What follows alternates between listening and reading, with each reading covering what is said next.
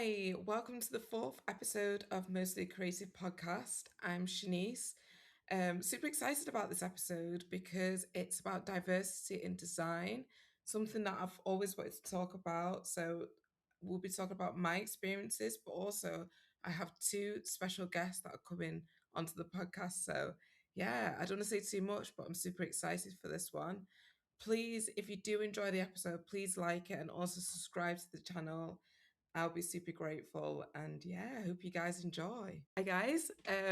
Thank you for coming on the podcast. We are on episode 4 now. So I'm really excited to have two guests on here. And then it's second time I'm having guests. So super excited for it and getting used to it. But no, I'm happy for you guys to be on here. So it'd be great if you guys could probably introduce yourselves so people can get to know who you are before we start the episode. Fatia, I don't know if you want to go first. Yep, I'll start. My name is Patty Ha. I am a UX design apprentice at Interactive Investor. So I'm currently in my third year. How it works is that I'm essentially balancing uni with work. So I'm a full-time employee, but I'm a part-time uni student. So yeah, year 3 out of 4. It's almost done. We're getting there. But yeah, I started back in 2023 after dropping out of pharmacy at uni. So it was a bit of a career change. But I'm so glad I made the move.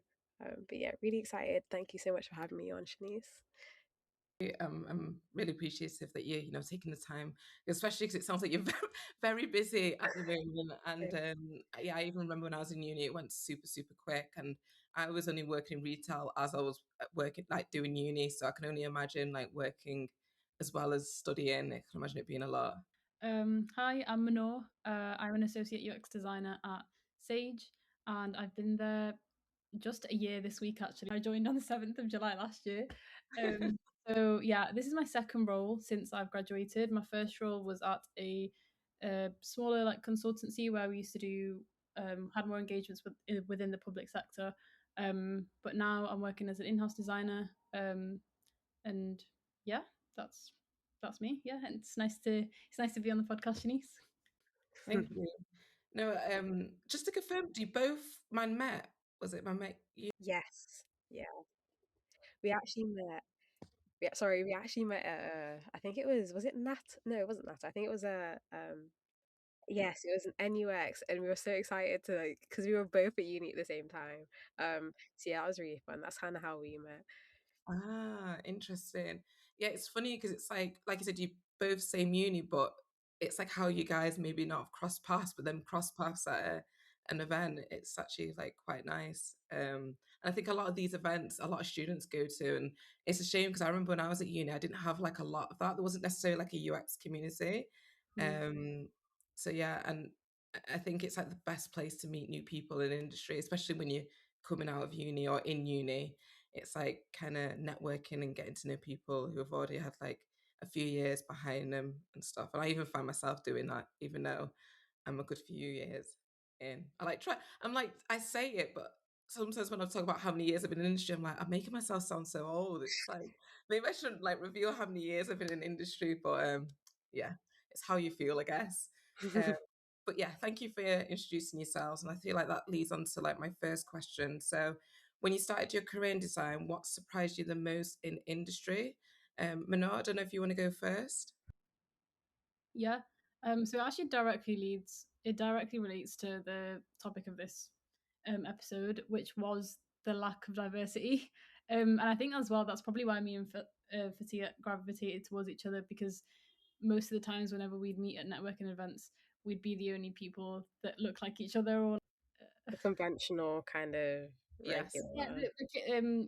me and Fatia were kind of both like of ethnic minorities, and on top of that being visibly Muslim. So I think that as well added to it, because it was hard to relate to everyone else in the room when I know that everyone else kind of maybe had more similar experiences, and I know that mine would have been slightly different. Yeah. So yeah, that did. Oh, the reason why it shocked me as well, because I feel like it's quite a creative industry and it's within tech. Tech is one of the most diverse fields, so that's why I was kind of like, that's really interesting, because within other like subfields within tech, I feel like for example, developers and stuff that I work with, they're way more diverse than in UX. Definitely. Yeah, I think for me, I was quite surprised that it was quite a big industry. I mean, it's big to me. I'm not sure if it's big to other people, but I know when I first joined and when I found out about UX, because obviously this was coming off the back of me figuring out that I actually really don't want to be a pharmacist. Like what do I actually really like doing? And I came across UX and I thought it was quite niche. Like whenever I'm like, oh yeah, I do UX, and people are like, you do you what? Like, what Yeah, is what is UX? that? Yeah, like you what? Yeah, so I guess like having those kind of experiences and then going into spaces like NUX and Natter and seeing like so many people turn up like so consistently. Maybe it's because we're in Manchester and it's like a bit more of a, I don't know, a hub for like this kind of industry. But yeah, I was just so surprised to see that there were so many people who kind of did UX, but then were also like passionate enough to like go to these kind of gatherings. But again, like Mahnor said, like for the amount of people that are there, it isn't the most diverse field. Um, so I agree with that. I think I don't know if you guys get the exact same thing, but even when I explain or say to my family like what I do, it just kind of like goes over their head. And I think it's because like traditionally, especially in like certain communities, they only know like more of like I say professional, but like the professional industries. Um, or it's kind of like they know what their friend's son or daughter are doing or their child are doing. So when it comes to design, I think the only thing that people know is graphic design, not necessarily UX. or fashion And design. Yeah. exactly, or interior or architecture. Like architect has been one of those where like everyone knows and it's seen as like a high, which it is a high profession to do. So I think having those communities, it does raise more awareness to it. And I think I do agree in the sense of like when I came into UX, it was more kind of like white, kind of male. Um, and I think it's because, well, I don't know if it's obviously it's not done purposely by companies, but I think it's just that lack of knowledge in certain like maybe areas or communities and stuff. And I think the more we talk about it, the more that other people feel that they can come into these spaces. And I have noticed that when I've been going to communities for like a good few years now, and I have noticed over the years that it is getting a little bit more diverse. And I think as well as like ethnicity, I also think it's the same with gender. Having more women in like leadership roles and stuff, I think that adds more visibility that it can be diverse and there is space for that. um but yeah, it's really interesting that like both of yourselves are still like quite early into your careers, that you're still noticing it. So there is still, space for change, but it is slowly changing. So hopefully it's going in the right direction. But do you feel like your background and your life experiences have influenced the way you approach design, or solve creative problems? I think for me, do you know, it probably has without me realizing it. But one way that I can think of is when I'm collaborating with other people, whether that's in maybe a huddle with other designers or when I'm collaborating with people of other disciplines. I'm very keen to find out other people's perspective on my work. Doesn't matter if it's high fidelity or if I'm just at ideation phase. I like having contribution from other people, and I actually kind of prefer it when people are from a different like whether that's I'm working with a developer or whether I'm working with a BA or a PM or whoever, because they've got different experiences to me. So even though that's not like um diverse in terms of like ethnicity or age, people's like different professions, and also if they are of different ages and different ethnicities, that also adds to their experience and their difference between mine and their opinions, if that makes sense. So it just adds like a wider range of feedback. And yeah, I just think it's way more valuable to have like a diverse group of people that you're collaborating with, especially in design, because you might think you know exactly who your user is, but it might be more of a diverse user base than you think. Yeah, I think I'm kind of thinking about it from the perspective of so there's me as an apprentice, but then there's also Corin who's an apprentice. And I think having gone to uni specific, like for UX specifically, I think is something because the UX course is relatively quite new. I think at Man Met, Mahno, I think you were one of the first cohorts to like graduate with your course, and then I think I might be like the third, maybe apprentice cohort. So like it's relatively new. So a lot of the people who I work with have come in like to UX from completely different disciplines. Like I know people who've done psychology, I know people who've done like complete like 360 career changes. And I think it's interesting because like, I kind of come into it with a merge of textbook UX, which I'm taught at uni to be like, okay, here is the design process, and you're gonna do this, and then you're gonna do that, and you're gonna make sure you get sign off here, and it's very like textbook. And I know like the terms for this and the terms for that, and what is a cognitive walkthrough, and how do you do that? No, I've got like kind of that kind of knowledge, but then also because I'm at work like learning from my peers all the time, I've kind of got that like instinctual type of kind of approach to it. So I think I kind of bring both, which I think is quite good for like the team, but at the same time I'm kind of learning from people who, like Mahnor said, come from so many different backgrounds in terms of like their careers. So yeah, that's been really interesting to experience. No, I 100% agree. And I agree as well with because especially in our roles, it's very easy for us to be really biased when we're testing things and working things out. Especially like with technology, I think because we all use technology every single day, we know how to interact with things, but sometimes our customers are not the same age or demographic to us. So they don't know how to interact. So something that could be very easy to us is actually Right. very hard to them. And I think as well, like you mentioned, like even though, I use technology a lot, the way you guys interact with it, being a younger age, is going to be very different to me. So it is, like you said, age does factor a lot into it. And I think some people do forget that, especially when it comes to like hiring and having those younger voices. Yes, they may not have as much experience, but they do have experience with day-to-day life and being on like social media. And I hate to say, but we're in this TikTok world as well, and TikTok like goes over my head. So it's like even that, it's like, I mean, I like to think I'm young enough to be using TikTok, but it still annoys me. So it's like I might not even know some of the things like you guys might know, or people younger than both years. So I think age sometimes does get forgotten about. And like you mentioned, Manor, like people's backgrounds, that's plays a lot into it. I remember when I worked for a company prior to the one I'm working at the moment, and I was working with a lot of developers, and they were saying, they were building stuff, and they're like, oh, it's fine, it's the speed is okay, but our customers were based in like very rural areas. So it's like you need to think about, for example, when the internet's not good, what are they seeing in their journey? Like you're thinking, you live in Manchester in a city where, internet's great. I think it's just those sort of scenarios, is thinking about where people live, their backgrounds, their age. Yeah. I think it's really difficult because it's like you don't know what you don't know. And if you're not exposed to like people from diverse backgrounds, you're just never gonna get that again exposure. It's almost like you're in the echo chamber of sorts. Like if I was just scroll through TikTok, of course I'm gonna get the odd book recommendation or like a nice little, I don't know, edit of like a really famous person or like a movie, like things that like TikTok knows that I like, but I'm never ever gonna get things about, I don't know, something niche like Lego.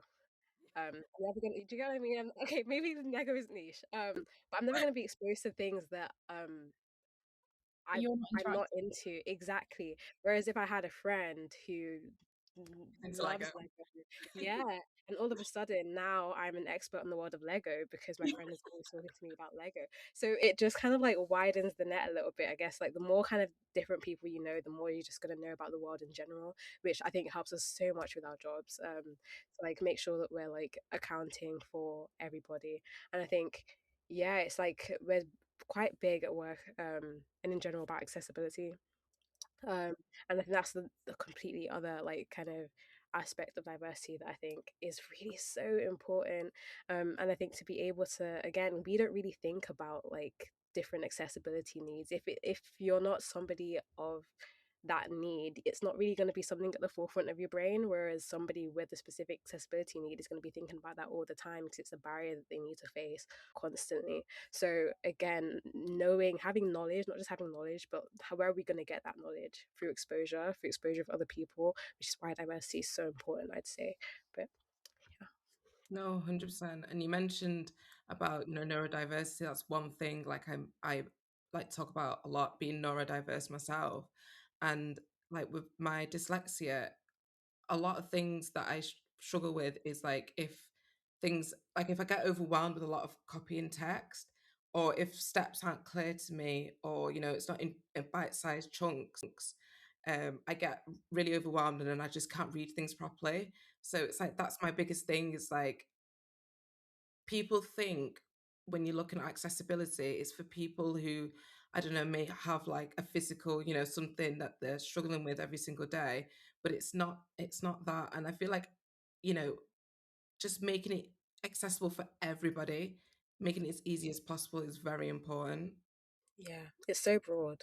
It's so broad. And again, it's like I don't have dyslexia. So Yeah. I'm not going to be looking at a piece of my work and thinking, oh, what does it look like from the lens of dyslexia? Like, I'm going Yeah. to obviously need that kind of reminder, which is why we need people in the room like you who can represent these kind of groups to be like, hey, have you thought about da da da da? Of course, like educating ourselves is, probably going to be the first step, like making sure that we're taking that training, making sure that we're doing the research. But again, it's just nice to have that kind of reminder and that kind of representative in the room to let us know at every step of the way, hey, this kind of needs to be considered so that, we don't forget about people.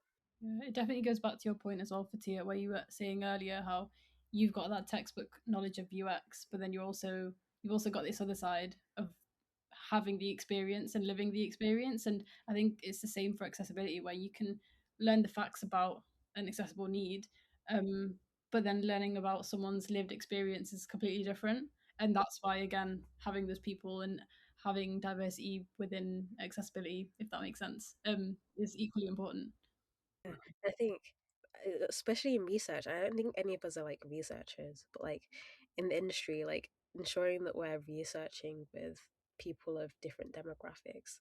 Um, like I guess each company is going to have their target audience. It's probably going to be like a very stereotypical persona of like, I don't know, like in finance. I don't know. You're probably thinking about an old finance bro who's Yeah. like I love these thoughts bros in their head. as well. Yeah, like has a podcast and like checks their stocks every morning. But like they're not gonna be the only people using your sites. So ensuring that like when you are recruiting, you're making sure that you're casting that wide net to be like just to catch as much information as possible because there's for sure we're always gonna like miss people out. But I think you really, really want to minimize that because as UX designers, you want to make accessible and functional resources for everybody. So, Yeah, definitely. And I can imagine working in the finance world as well. You've got to be. I can imagine the attention to detail being very important in the sense of like there's probably loads of terms and conditions and yes. things that you have to make Oh, sure. compliance. Yeah, I was gonna say I can imagine like you've got to make sure it's so clear to people. So Very if important. people have certain needs and they're missing certain things about finance, I can Mm. imagine the repercussions being like very big. Yeah, like we always say, it's not open heart surgery, but like, I don't know. I don't pay about Close. my money. I don't pay about my money, and I know a lot of people don't. So yes, it's very quite important, and that goes for like a lot of industries. But yeah, finance especially. Yeah, like a big one. Amazing.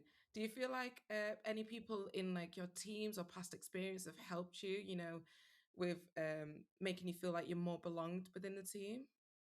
Mm, I think, to be honest, for me, I've never had a team where I felt like where I can openly be myself. Um, and that's not something that I like actively like.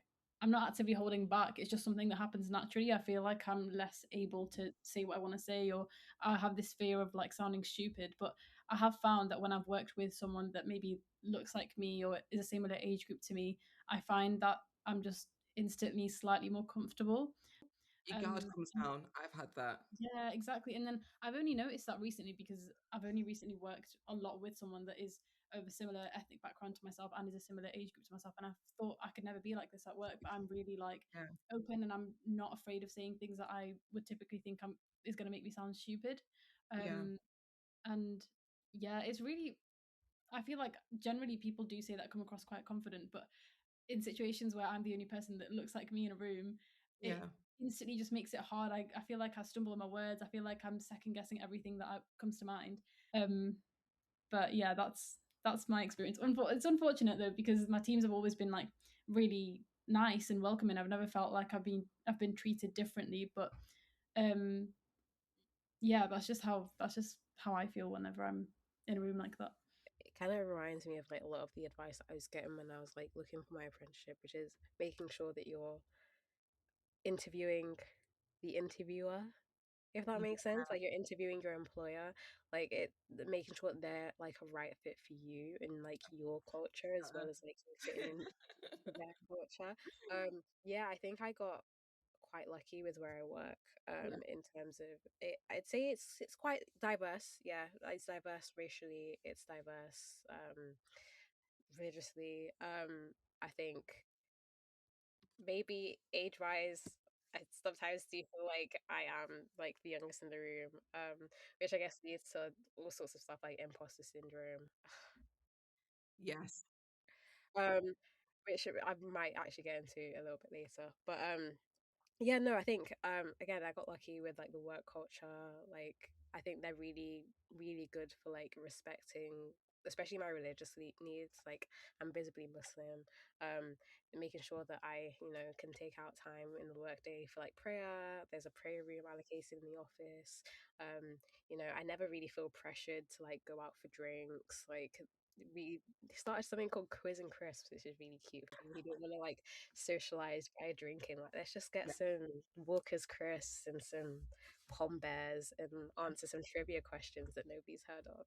Yeah, so again, that's like a culture, that's a team culture thing, but Yes. I think that's kind of built.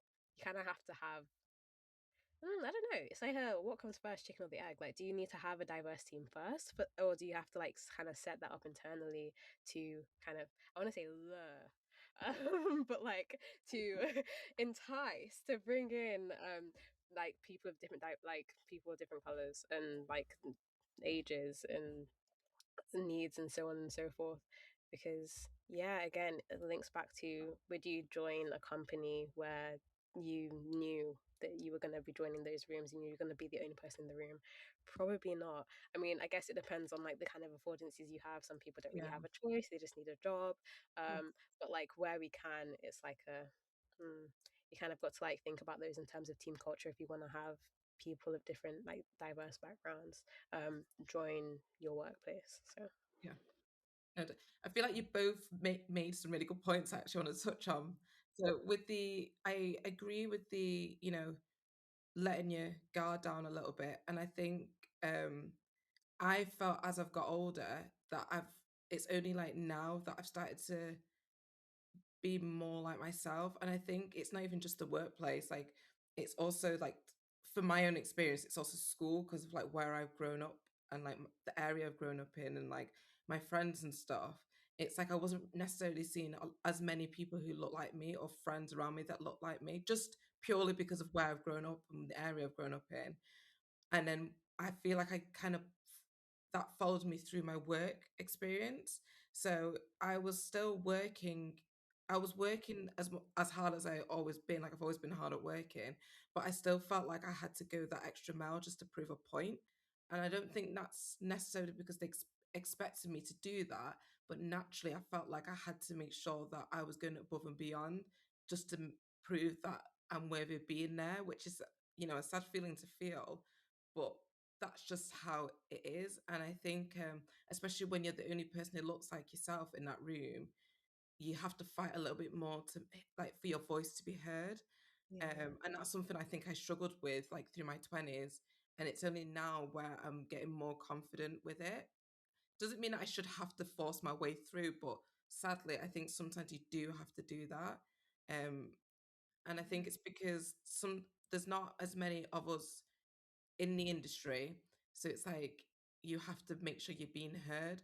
And I think it goes to that idea as well. It's like when it comes to recruitment or when people are interviewing, for new people to come in, I think some people are very hesitant to join a company when they don't see, women, they don't see Muslim people, they don't see black people.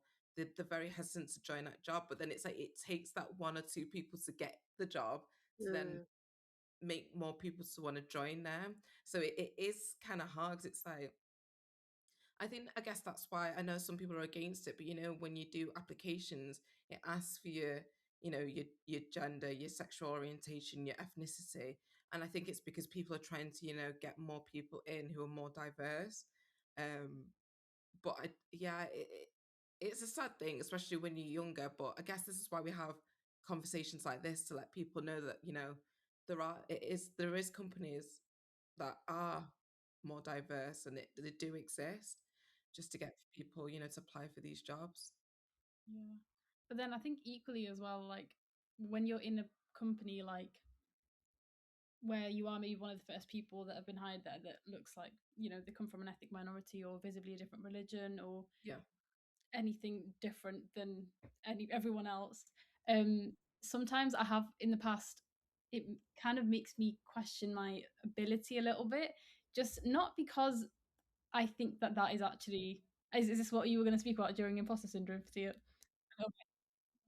No, so I feel like it kind of makes me think like not all the time, but sometimes I have the thought: Am I a diversity hire? Am I just checking a box? Am I just making a quota? Like it doesn't. It's not. I've been very fortunate that my team have never made me feel like that. But those thoughts do come into your head Of that course. I'm the only person that looks like me, and maybe again, it goes back to what you were saying as well, Shanice. That sometimes you do feel like you have to go the extra mile, but then if you're not, then like why am I here if I'm I don't know. Those Well, I thoughts feel like you just get lost as well if you don't. So it's like if you don't go the extra mile, it's not that anyone's made me feel like this, but sometimes you feel like you're just forgotten about if I don't go that extra mile. yeah. You know what I mean? Um, no, it's something I think the more you talk about it, the more employers like realize like how important it is. Um, and I think not just from like a work side, but also just a social side as well. Maybe because of like who I am as a person, because I like going out and speaking to people, meeting new people, new experiences and stuff. I think it makes a much better working culture as well. When like, so for example, it's not always like, yes, I do drink and I do go out, but that doesn't mean that I want to do it every single time. And yeah, like sometimes you want quiz and crisps. yeah, I listen. I always want Chris, but yeah, that's what I mean. And it's like sometimes I don't, and some people don't actually feel comfortable to drink round other people at work. They just don't want to do that because they don't feel socially like comfortable to do that, which I respect at the same time. Because I even when I started my job, it's like I started just before the Christmas do, and I was like. I don't know if I really want to drink much at the because you do feel on edge because Yeah. yeah, I think just having those like the crisp time and like the quiz, it does add a nice touch. But if there wasn't people like yourselves in those rooms, then that might not have been thought about. So it might have always been like people feeling pressured to drink all the time just because it's part of the culture. As I like to put in quotation marks, it is part of the culture. Um, so yeah, I think it's really important to have different types of people for social and for work, definitely. Um, if you could change one thing though about the design industry to make it feel more welcome to the new generation, what would you recommend? Yeah, no, I feel like a lot of like the youth kind of learn about like work nowadays through TikTok, through like social media. And I feel like there aren't really enough like I guess UX figureheads or like influencers in general. But like the ones I see aren't really again diverse. So I think it'd be nice to like just see some more people just like kind of promoting what UX is and like having those people be of different kind of backgrounds. Yeah, Oh, my light's gone off again. no, no, Um, and yeah, I say that, and I'd love to be that person, but I'm yeah, also really lazy and I don't know how to make content. Yeah, I don't know, maybe in a few years, but yeah, I think it'll be that's something yeah, because I mean, we're all really creative, like as like people, like our jobs are really creative. So I think it's interesting that we don't really see as many like kind of influencers out there. I'm not sure. Yeah, no, but that's probably what I'd probably change about the industry, just like more visibility of different people. Definitely. I know you said you struggled with this one a Yeah, little yeah, I bit. did. No, I really agree with that actually. Because whenever one thing that I'm going to say off of that, I have actually seen a lot of like UX or like design people on social media, but they're always like in big tech. And to be honest, I do see quite a lot of diverse influencers, but they're always in big tech, and it's kind of like this glamorized thing that like I'm going into this really fancy office where they give me all of my meals for free, and they're all like Michelin star meals. um, yeah, but I think one thing that I would change about the industry, I think maybe people saying, okay, this might sound silly, but it kind of goes into the point very well. People saying more stupid things out loud, Yes. because this kind of goes I into the hear next it. question of one thing that I would like to tell myself back then, and I think this is something I still need to hear every day to now. Just say the stupid thing. Like it's okay. How you I learn. struggle with this so much, and then at some point during the meeting, we'll be 45 minutes deep, and I'll be like, oh, I should have said this thing 20 minutes ago. Someone will Yeah. say it, and I'll be like, I could have got the credit for that. I could have got a little. But just say the stupid thing because you actually don't know what it might sound like out loud and what conversation that might spark, and how you might end up solving a problem. Just say the stupid thing. Yeah. I think that's where if you've got the safe space, you feel more comfortable to do that. And also, I think it just comes with experience. But it's like I was laughing because I had a meeting yesterday with three people, and maybe my brain wasn't catching up, but they just jumped into the meeting dead quick. And 5 minutes in, I literally went, I have no idea what you guys are talking about. You're gonna have to start this again because I was like, I'm not processing anything. Please start this again. But I know Shanice 5, 10 years ago would never have said that. I would have just sat silent and then stressed after the meeting, like I don't know what any of that meant. But it's only now where I'm like, start again. I have no idea what you're on about. But it's just again, just I think you only I know it's a natural thing, but I think you only feel stupid when you feel stupid, if that makes sense. I don't know if that made a lot of sense, but sometimes when you come out of meetings, you think, oh, I said X, Y, and Z, like this person thinks this of me. 9 times out of 10, that person is just thinking about when's lunch, like after the meeting. They're not actually thinking about you, but you naturally in your head, maybe it goes back to like you mentioned, imposter syndrome. You think a lot of people are thinking like certain things about you. But I think when you work in a very safe space or people make you feel comfortable or you see people that look like yourselves, so act like yourselves or whatever, then you feel more comfortable to speak up about those sort of stuff. But yeah, it does definitely like come with time.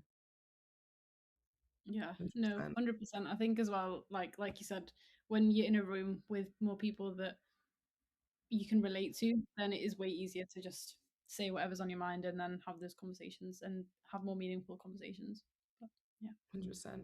I don't know, like that's the thing with I've still learned about now is like in our roles, it's a lot of design, but it's a lot of talking, like a lot of talking. Sometimes it's like I'll come in the office and then it's like I've spoken for about 5, 6 hours and I actually only have like 2 hours left to do the actual work. So it's like the more you feel comfortable with people, the more productive those conversations are actually going to be. Um, but yeah, I think this is why I'm very much, I don't know if you guys agree, location is very important to me as well. So I I always said like I've always wanted to live in like a city.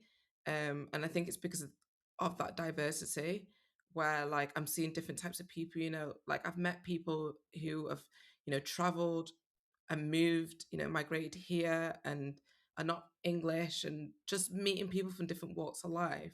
It's really, I feel like it's really helped my career and just learning different things from different people. And I think that's what I'm really grateful for about Manchester is that it does have that as a city, definitely. Yeah, 100% agree. Especially in the UX community, like I know we were saying before that there's been a bit of a shift in the people coming to those events and stuff. There's more of a diverse community now. It's still kind of a work in progress, but I've definitely noticed as well from conversations I've had with people that are coming from different places in the world and also different places in terms of their careers is so interesting and so like you don't know what another person has kind of gone through to get to the same point as you as well. Um, yeah, but yeah, I'm very, very grateful to be in Manchester as well. I think it's a great place to be, especially for UX. Especially, I can imagine like if English is not even your first language, and our jobs is very much like communicating things that is very clear and making sure that the user understands what you're trying to communicate.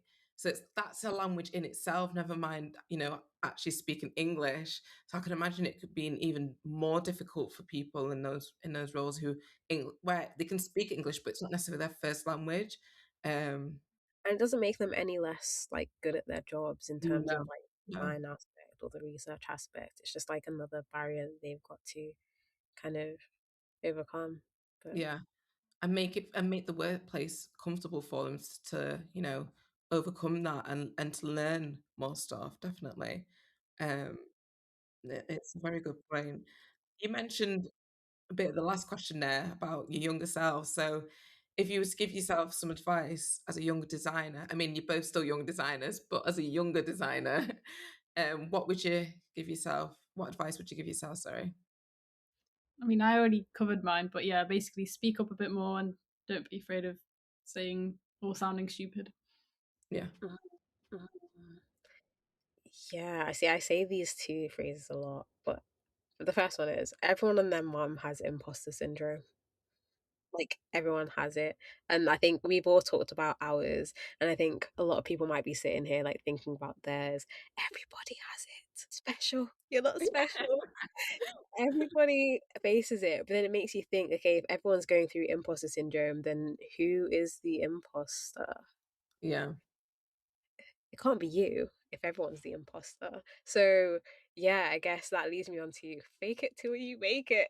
Yes. Okay. Pretend like you have everything put together because that's what your boss is doing. Yeah. That's what your colleagues 100%, doing. that's a good That's point. what your mom's doing. Okay, that's what you're gonna have to do in order to survive this big bad world. And eventually you will make it. Okay, I don't think I've made it yet, but I think eventually you kind of get into a flow to Yeah. like where you feel like you don't really have to fake it anymore. That's just your new normal. I think Shanice, I think you're getting there from the sounds of it. You're finding yourself a bit more. You can be yourself. You can speak in those spaces. Um, the old Shanice is gone. There's no more imposter. It's just Shanice. And you love to see it. Well, I'm trying to be like you, my guy. I'm trying Thank to be like you. you. Um, but yeah, I think that constant reminder, I think if I'd figured that out a little bit earlier, I would have held back a little bit less. I think I was quite quiet moving into like the design space. And I think a lot of it was because of my youth rather than Yeah. being because of like what I look like. It was like, oh, I'm so young and I'm so new and I know absolutely nothing and everyone's gonna know. So I should just sit here and shut up and just Yeah. soak everything up like a sponge. But like we said before, I think there's value in every single kind of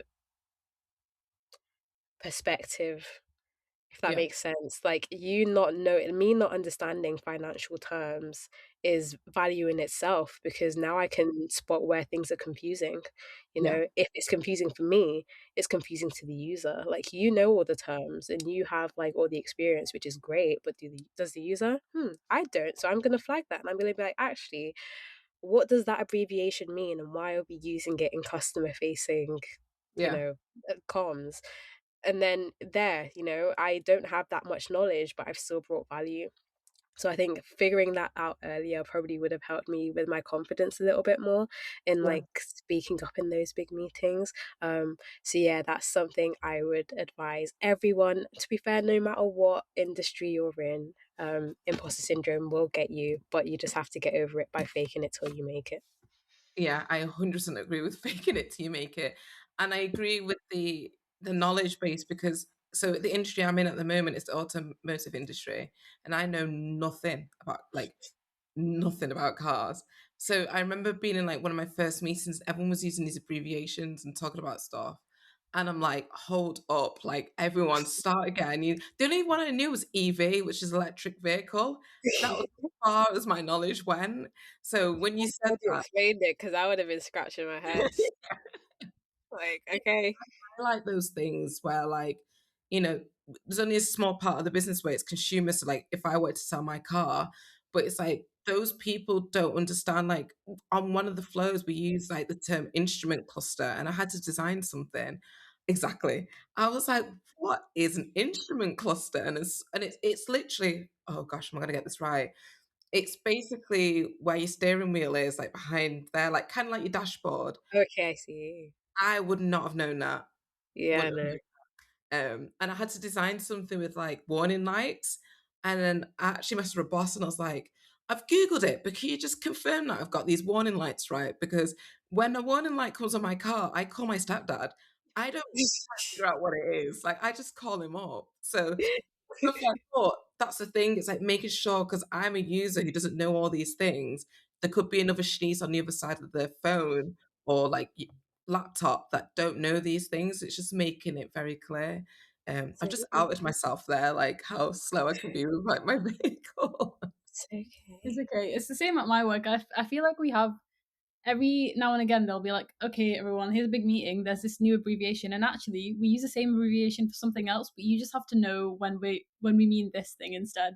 And I'm just like, Yeah, right, so why do we need just say the words? Like it's okay. yeah, You're not saving that much more time.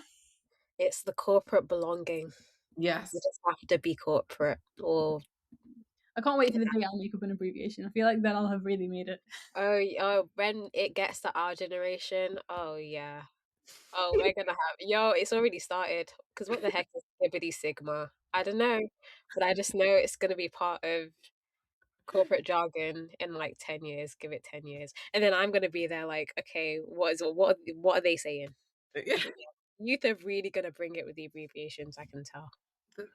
I mean, I keep referring to it, but it's like TikTok language. Like that still like completely goes over my head.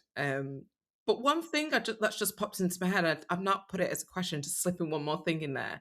I don't know if you like guys have felt this, but like one thing I felt, and it is kind of like diversity, but it's not necessarily like my age or like my race or anything like that. But mine is how I dress. So like I know I just thought like I've not actually thought about that, but so like I've worked in companies luckily where I've not felt where I have to dress super smart, but I have, you know, I dress quite how could I put this? I'm quite tomboyish, so it's like I'm still dressed smart enough to be in work, but it's not necessarily like smart office wear. And I think that's another thing that's a generation thing where I know times I've nipped my mum's before I've gone to work, and she's looked at me and been like, and not in like a bad way, but she's like, "Oh, were you allowed to wear that in work?" Or is that some and all it is just like a baggy t-shirt and cargo pants and some nice trainers, but that's just how I express myself as like a creative wearing like, like maybe like a graphic tee or like something that's comfortable. Um, yeah, I don't know if you guys have noticed that with like age, maybe. Like I think that's still like an older generation thing. Potentially, I think it's nice that we have like business casual. I think that you can really see people's personalities shine. I think and like just their mindsets. Like I know for me, I've kind of I don't know, it feels like a restriction, but I've kind of told myself no hoodies when I go to work. Just because I want to dress how I'm addressed, and that's just the mentality of mine. Like, wait, dress how I want to be addressed. There we go. Yeah, so, like, you can see, like, my little collection of bows and, like, all my jewelry, and it's like, that's just kinda, like, how I like to so, yes, it's a bit more on the formal side potentially, but it's like, at least I have that affordance. Do you get what I mean? It does feel like it's me, I can wear my headscarf if I wanna wear, like, a long skirt, like, I exclusively wear skirts all the time, and, like, no one even bats an eyelid. My boss is so cool. My boss wears Teenage Mutant Ninja Turtles frigging shoes. And I'm just like, that is so dope. so amazing. And because you said it like of stuff about age, she's relatively like she's middle aged. Okay, this isn't even just like a youth thing. Like anyone can like dress however they want. Bro, sometimes I'm just like, wow, where do you even get stuff like that? But it's so inspiring because I'm like, yes, yes, Yeah. Legos. But yeah, no, yeah, no, I quite like it, and yeah, I don't know, I have no qualms. I think yeah, I like the diversity because you can again, it's a bit more visual. Like you can see, okay, yeah, that person's different to me, and you know they like different stuff, but like you can all kind of come together in a meeting room and still gel. So Yeah. I think I definitely prefer, so where somewhere I used to work, there was a dress code and you did actually have to dress up like quite smart, like there was no trainers allowed and that kind of thing. Um and now where I work I can wear like jogger hoodies and trainers. And I think I didn't realize it at the time, but I think I was just really uncomfortable all the time because I was like 10 times more tired when I come home from work, and now I'm like, why do I feel so uncomfortable? One of the things was probably because like I I put comfortability like at number one. Like I can't be sat for 8 hours a day really uncomfortable because that just takes it out of me. Like yeah, it just does. And I just think, and I really like that at my work where I am now. Um, like no one judges me for it, or no one has ever questioned me on why I'm always wearing such like relaxed wear. And I think it's because there is like people do just dress how they want to dress. Like I'm sure I've seen there's people in the office that wear like shorts all 4 seasons of the year. Like, yeah, do it. Like, I'm, yeah, if that's how you want to I express think yourself, it's great, when but I also knowing find it you want to wear wild. shorts, do it. I'm a bit scared for them, but yes, I find it Yeah. wild only because I get so cold. Like I'm a summer person, so like I always love heat. So when the temperature drops, I find it wild when people wear like flip flops still or shorts, and I'm like, are you not cold? So that's why I'm saying it's wild. Like Office I AC find it is always on like -18. Like, why in the office would you need to mention? But very yeah, interesting.